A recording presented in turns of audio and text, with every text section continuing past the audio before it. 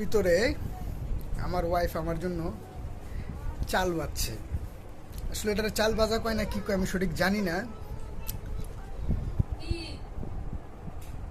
এটা হচ্ছে আপনার ভাতেরে শুগায়া, ভাতেরে রোদ্রে দিয়ে শুগায় ফেলাইছে, শুগায়া আপনার এটারে মশমশা করছে রোদ্রে, তারপরে এটা আপনার ওই এখন তেলে হালকা করে দিয়া ভাজলো।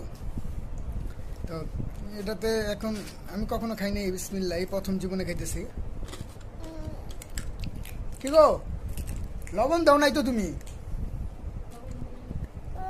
এখন বলতেছে লবণ তার দিতে মনে নেই।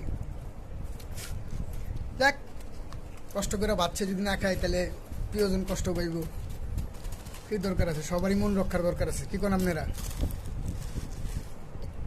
কি মা খুব মজা রে, সে তার বাড়িতে আলাদা নিয়ে নিছে। কি গো, মজা নাকি?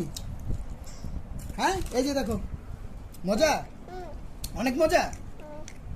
ঠিক আছে, সবারই টাটা দিয়ে দাও।